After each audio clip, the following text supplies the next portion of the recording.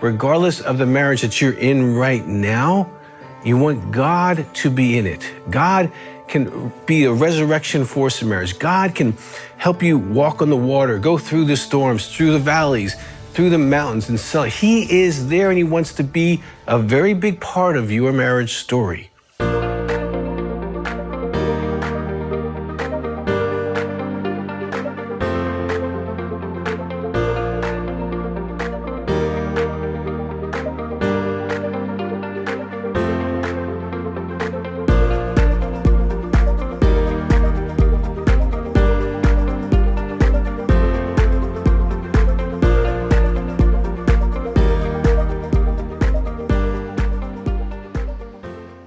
How we look at marriage is so very important. How we look at anything is important, but how we look at what God has done in marriage is so very important. So many, even believers, look at marriage as an event. It's like something we did. You know, we went down, we saw her walk through with the white dress, and it was a beautiful day, and somebody spent lots of money, and it was great. It's almost like an accomplishment, like graduating from high school. For some, marriage is like some kind of rite of passage into adulthood. It's like, well, now I'm an adult, kind of like getting your first real job. But marriage is often looked at through even secular lenses with Christians. I'm talking about believers who look at what God did, but they look at it from a secular way. We think of marriage between a man and a woman, and this is so wrong at every level. This totally denies God. We did not create marriage. You and I didn't create marriage. A Christian marriage is between three people. And this is three people: God, a man, and a woman. Three unique beings on earth reflecting the Trinity that's in heaven, the Father, the Son, and the Holy Spirit. God Himself creates a marriage, and He sustains it if we incorporate Him into it. We got to have Him in it. We can't be the marriage that goes to God on a 911 basis, an emergency room God. He is the author of marriage. He is the sustainer of marriage. We want to write His story. Regardless of the marriage that you're in right now, you want God to be in it. God can be a resurrection force in marriage. God can help you walk on the water, go through the storms, through the valleys, through the mountains, and so He is there, and He wants to be a very big part of your marriage story. Now, marriage, in my almost 40 years of counseling couples, can have some real assumptions that I want to make sure that we kind of clear up some of them so that you can be successful. Because if your assumption is wrong, your outcome and the way you think is going to be wrong. The first assumption usually starts on the wedding day when the pastor or the priest says something like this: "I now declare to you to be husband and wife." Now that sounds innocent enough, but this is a very powerful proclamation moving the relationship into now a functionship, into roles instead of people being lovers.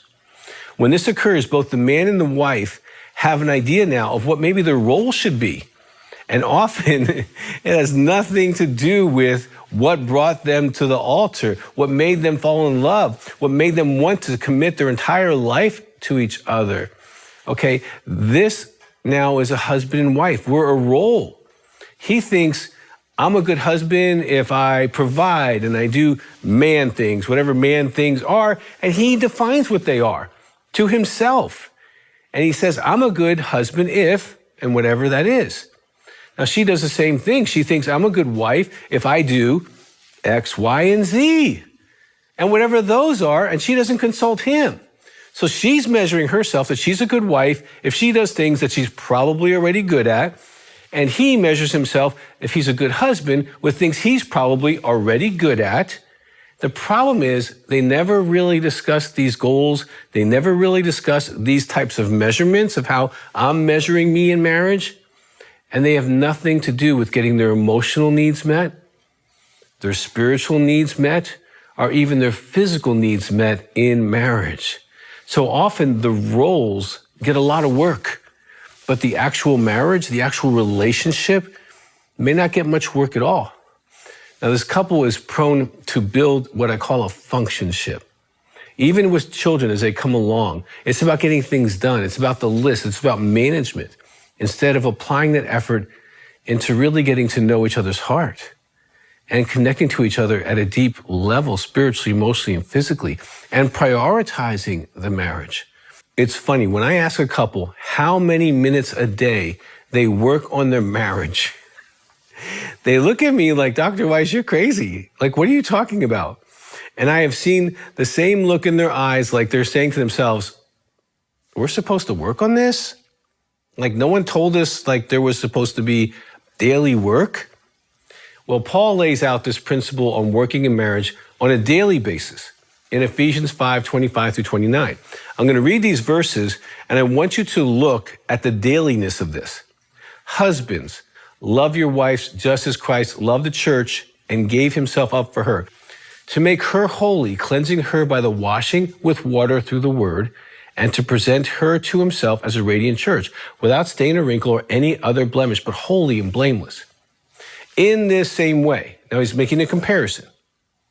Husbands ought to love their wives as their own bodies.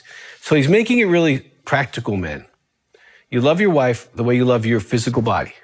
He who loves his wife loves himself. After all, no one ever hated their own body, but they feed it and care for their body just as Christ does the church. Now, men and women, let me ask you a question. How often do you take a bath? I'm hoping the answer is every day, okay? How often do you feed your body? My gosh, you probably take an hour and a half a day feeding your body between breakfast, lunch, dinner, and the snacks, and the after snacks, and the between snacks, and the snack between the snacks, and then the sodas. That's a lot of consumption time all day long. Adds up to probably a few hours a day. Now, this daily discipline that you do with gratitude. You don't curse God for, having to sleep or taking a bath or having food. These are great things. And if we see our marriage as something that we build daily, something that we maintain daily, then we will be much more successful in our marriage. It's just the way it works because that's the way it's designed. That's the way Jesus shows up for the church every day. Washes her, feeds her. And in the same way, if we do that together, wash each other, feed each other, we're going to be an amazing situation. When we daily show up for one another, that looks more and it feels more like Christ, having that reciprocal relationship with his church every day. Jesus doesn't take a day off and say, I'm going to go play golf. He's there every day for the church. Now, when we come back, I want to discuss one of these principles, okay, because there's several, that if you work daily, it can really help strengthen your marriage and help you really enjoy your marriage, okay? Because marriage should be a place that you like to be. I love being in my marriage with Joni. Joni's awesome, and we love being together. When we're holding each other, we're both like, this is my favorite place.